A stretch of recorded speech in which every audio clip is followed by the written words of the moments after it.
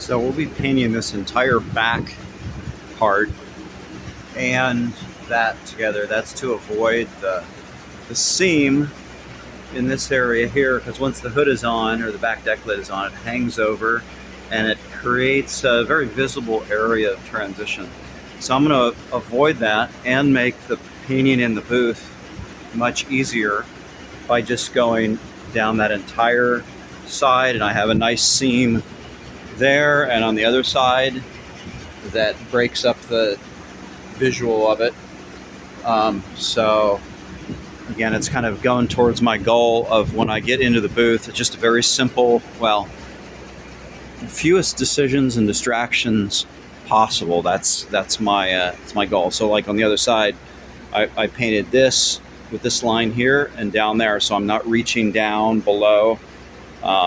Painting in here so that when this door is shut, I'm just painting the shell. That's it. So make it as smooth and as stress-free as possible in the paint booth for the main shell. That's the name of the game this time.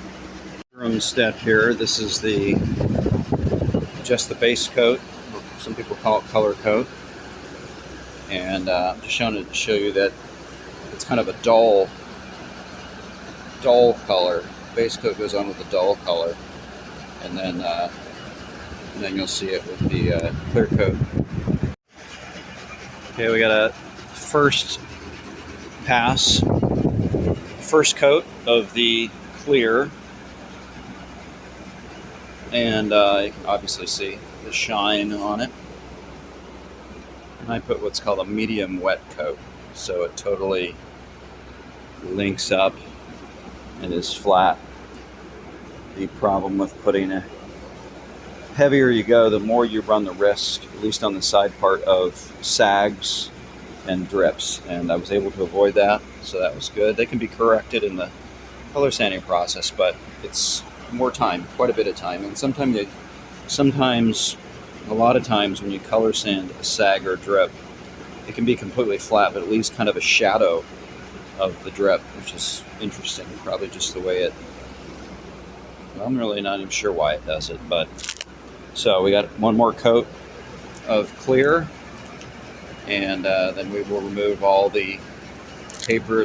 I said it last time, it's important to remove the paper and the tape fairly quickly, because you don't want it bridging.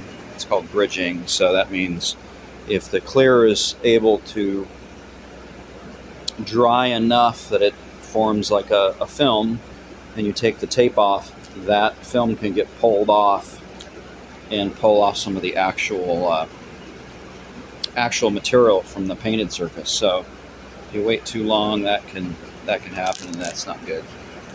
Okay, there's the second coat. Probably looks shinier now. It's a little heavier coat.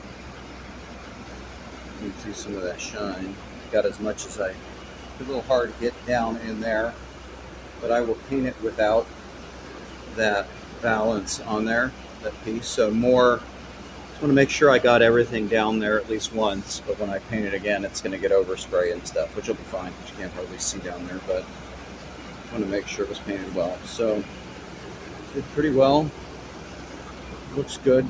Looks solid. And now we will remove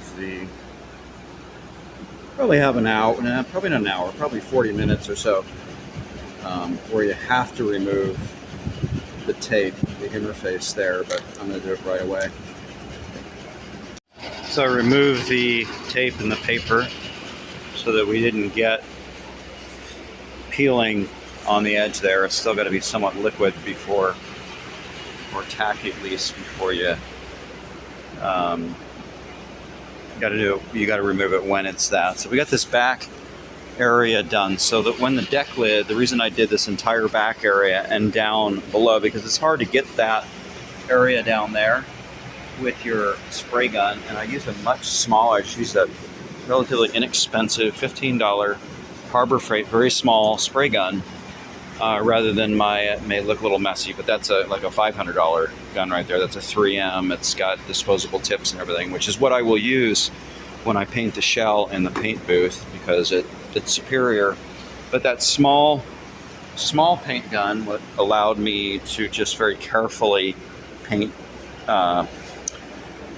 everything and get that part underneath, so that the idea is, and I'll say it for the 10th time, to just be able, when I get in the paint booth, all I'm doing is just painting the shell outside. You know, and I've done it before where I've tried to open doors and paint in the door jambs, or for instance, you got the back deck lid, which actually hangs over about right here. Well, in order to get this here, that's kind of under the deck lid, you've got to lift the deck lid. Well, every time you have to do something like that, one, it breaks your concentration when you're in the booth, but also if you get in a hurry and you're not careful, you're going to touch the parts you've painted. So I'm trying to, this is a new thing. I'm going to try to get it so I am just not ducking low and trying to get up underneath and getting frustrated with time pressure.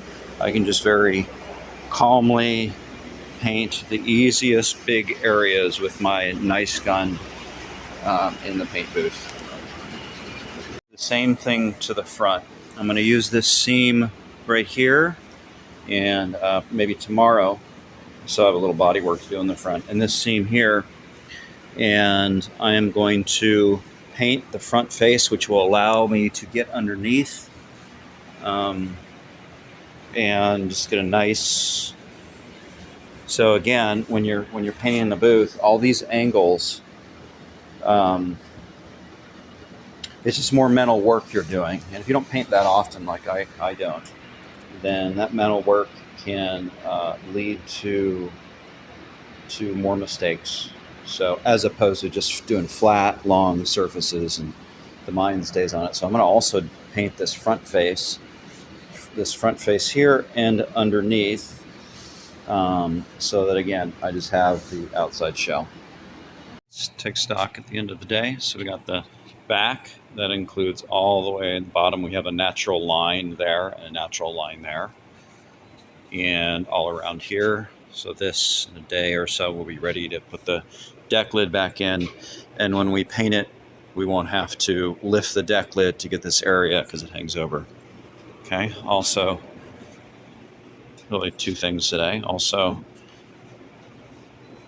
did around there, that door jamb. Just reviewing. We got this done. And of course that door jamb. So really at this point, we are probably within a day.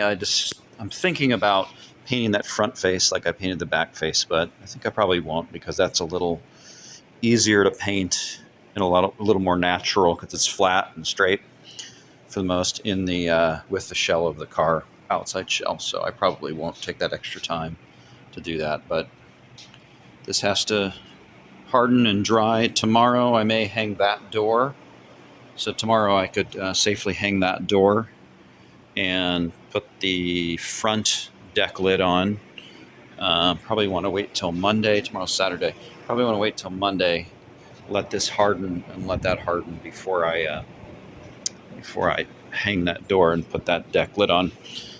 Still have a little bit on this side, on the bottom half to do. Not a lot, just a few small areas to finish up on body work. But I was in a painting mood today and didn't want to make any dust by doing body work because of the paint, and so I just stuck with painting.